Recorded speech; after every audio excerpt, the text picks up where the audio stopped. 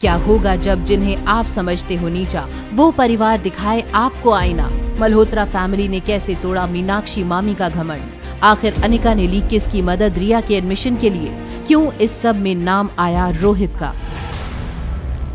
School से निकलने के बाद क्रिश कुछ बोल नहीं पा रहा था। उसे समझ नहीं आ रहा था कि आखिर रिया को बिना इंटरव्यू एडमिशन कैसे मिल गया था। मीनाक्षी ने रिया की ओर देखकर उसे थोड़ी ऊंची आवाज में पूछा, क्या कहा तुमने? इंटरव्यू देना पड़ता है मतलब? बिना इंटरव्यू के हमारी स्कूल में किसी को एडमिशन नहीं दिया जाता। हाँ, हमें इंटरव्यू प्रोसेस से गुजरना ही नहीं पड़ा। समझ गई। बिना रिकमेंडेशन लेटर के तुम्हें किसी ने एंटरटेन नहीं किया होगा। ये लो, रायचंद परिवार का रिकमेंडेशन लेटर। तुम स्कूल कल दोबारा चले जाना। इससे पहले कि अंजलि मामी मीनाक्षी के हाथ से रिकमेंडेशन लेटर ले पाती, मीनाक्षी ने अपनी उंगलियों को लूज करते हुए लेटर को जमीन पर गिरा दिया। ओ डियर, देखो, रिकमेंडेशन लेटर जमीन पर गिर गया। तभी मीनाक्षी की नजर दरवाजे से अंदर की ओर आती हुई अनिका पर पड़ी। अनिका ने मीनाक्षी की आंखों में आंखें डालकर कहा, आप अपना रिकमेंडेशन लेटर वापस ले जा सकती हैं। अब हमें इसकी कोई जरूरत नहीं। ये बात सुनते ही मीनाक्षी हैरान हो गई। ये कैसे हो सकता है? इस बच्ची का बिना इंटरव्यू के स्कूल में एडमिशन हो जाए? ये कैसे पॉसिबल है? इस सवाल का जवाब तो क्रिश और अंजलि मामी के पास भी नहीं था। अंजलि मामी ने अनिका के पास जाकर पूछा, क्या तुमने रोहित मारवा से बात करके रिया का एडमिशन सनशाइन इंटरनेशनल स्कूल में करवाया है? हाँ मामी, उसमें बुराई क्या है?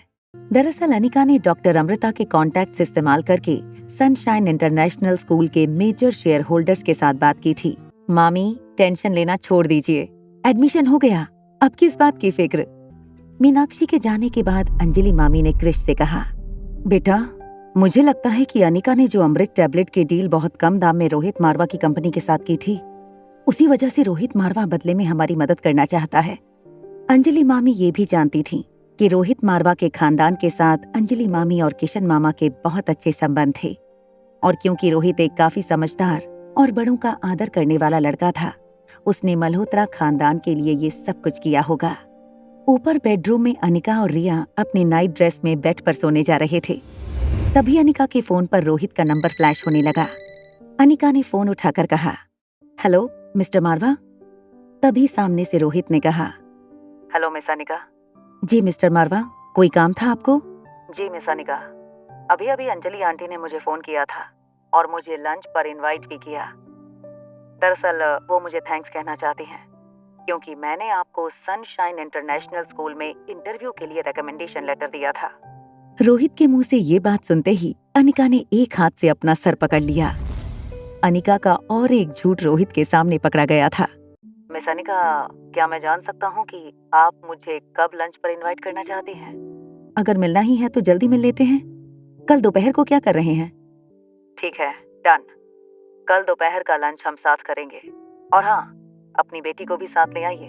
ठीक है, ले आऊंगी, और आप भी अपने बेटे को ले आइएगा। बेड पर लेटी रिया ने भी अपनी मम्मा की ये बात सुनी थी।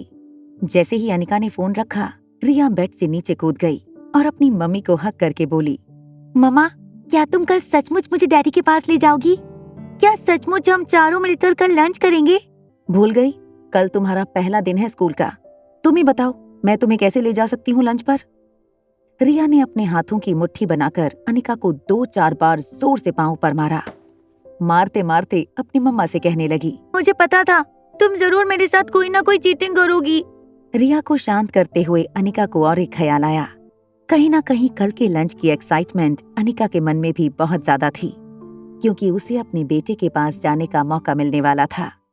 अगले दिन अनिका ने रिया को स्कूल तक ड्रॉप किया।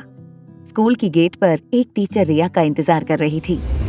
रिया ने नया स्कूल यूनिफॉर्म पहना था, हालांकि रिया काफी क्यूट लग रही थी। टीचर ने रिया के गाल पर हाथ फेरते हुए कहा, हेलो, मैं आपकी क्लास टीचर हूँ। फिर अनिका की ओर देखकर टीचर ने कहा, यहाँ से मैं उसे ले जाऊंगी।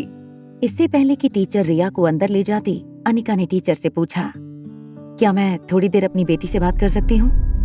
Please go ahead miss Anika. देखो, अंदर बच्चों को परेशान मत करना, झूठ मूठ रोकर टीचर्स को भी परेशान मत करना, अच्छे से रहना, किसी को सताना मत। ये बात सुनते ही टीचर की आंखें चौड़ी हो गईं।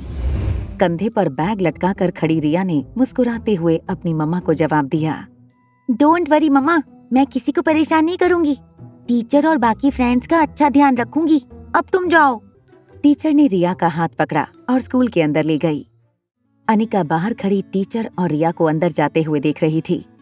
उसने एक बार भगवान की ओर देखकर प्रार्थना भी की कि भगवान बचाए अब इस स्कूल को।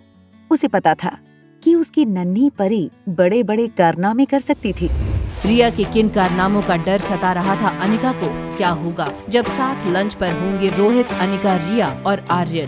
क्या रिया और आर्यन की सच्चाई आने के बाद एक हो जाएंगे दो परिवार, या फिर बस वहीं खत्म हो जाएगा ये सफर?